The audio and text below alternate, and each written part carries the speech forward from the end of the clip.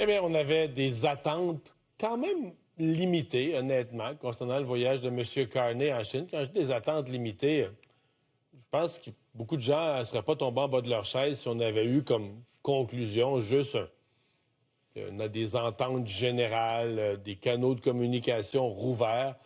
Mais pourtant, ce qu'on a eu comme résultat de rencontre, c'est arrivé, nous, on dormait, là, c'est arrivé pendant la nuit, évidemment, avec le décalage horaire. Au sortir de la rencontre avec le président chinois Xi Jinping, on avait des éléments d'entente très concrets. Je vous donne les détails de ça dans les prochains instants. D'abord, il faut quand même noter l'accueil chaleureux. Monsieur Carney a été très bien accueilli par les Chinois, avec tous les égards. Xi Jinping, semble-t-il que souvent, là, avec des chefs d'État ou des chefs de gouvernement, c'est d'une rencontre de 45 minutes, puis ça finit. C'est un meeting, les deux tables face à face, puis salut, puis on s'en va. Là, M. Carney est resté à dîner. Il l'a gardé pour le repas ensuite, pour prendre le repas avec lui, discuter davantage. Semble-t-il que c'est assez rare. Donc, c'est une marque de respect. Alors, on voit des images des cérémonies qui se sont déroulées au cours des derniers jours. Comment on a nommé? Évidemment, le Canada ne devient pas un allié de la Chine. On a des différences énormes sur le plan de la politique, de la démocratie, des relations dans le monde. On a parlé d'un nouveau partenariat stratégique. C'est la façon dont on a nommé cette reprise-là de rapports cordiaux ou normaux entre le Canada et la Chine. On a dit que c'est un nouveau partenariat stratégique. Bon, il y a toute une série d'ententes que j'appellerais moins précises, plus générales, ou des ententes non contraignantes. Donc, les parties ne se mettent pas, se mettent pas un bras dans le tordeur, mais à s'entendre de coopérer. Quand même des gros secteurs, comme dans le secteur de l'énergie, où le Canada va avoir du pétrole à exporter vers l'Ouest, où la Chine est quand même très avancée dans tout ce qui est éolien, les batteries, le solaire. Bon. Secteur du bois, entre autres du bois de la Colombie-Britannique. Il y a une entente pour vendre du bois de la Colombie-Britannique en Chine. On sait des ententes dans le secteur culturel, des ententes, même la lutte contre la criminalité. On a des ententes là-dessus.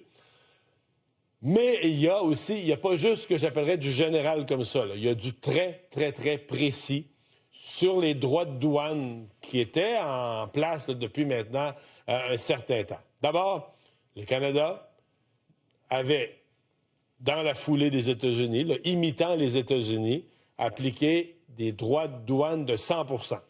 Quand tu mets des tarifs de 100 % là, c'est comme si tu ne laisses pas rentrer le produit, tu doubles le prix. Là. Bon. Et là, on recule là-dessus. On va laisser entrer au Canada 49 000 véhicules électriques chinois avec des droits de douane de 6,1 %. 6,1 %, c'est comme zéro. C'est comme si tu pars de 100 % puis tu les ramènes à 6,1 %.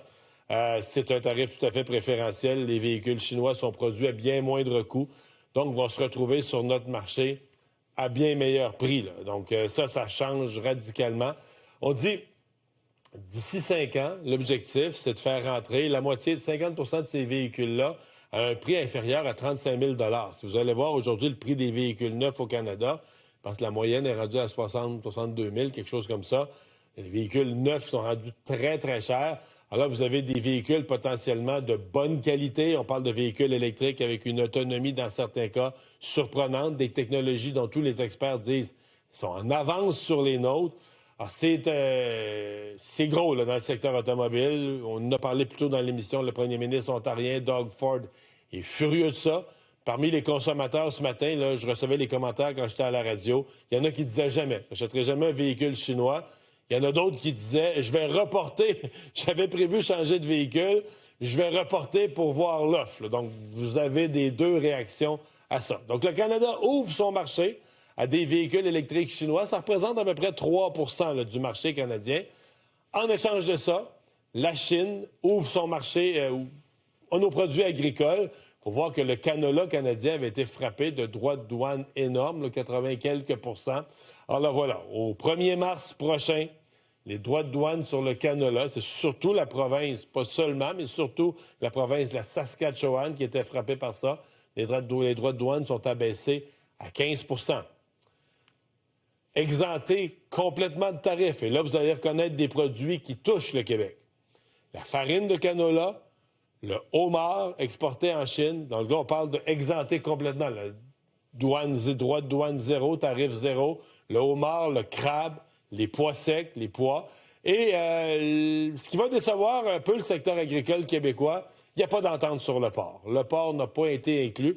On a des gros producteurs de porc au Québec. La Chine est un marché potentiellement important.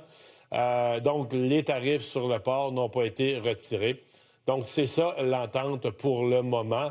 C'est qu'on n'a pas fini d'analyser. Il y a certainement des gens qui vont être déçus, d'autres qui vont se réjouir, mais tous vont constater que c'est un renversement, là, un changement très important dans la politique étrangère du Canada.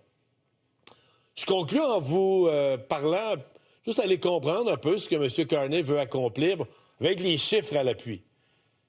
Les exportations, le Canada, on exporte 30 milliards vers la Chine. D'abord, je devrais faire le commentaire, c'est le deuxième partenaire commercial du Canada. On l'oublie, là, mais t'as les États-Unis, là, qui sont de loin, loin, loin numéro un. Le deuxième partenaire économique du Canada, c'est pas le Mexique, c'est pas la France, c'est pas le Royaume-Uni, c'est encore la Chine. Donc, nous, on vend en Chine 30 milliards de biens et de services.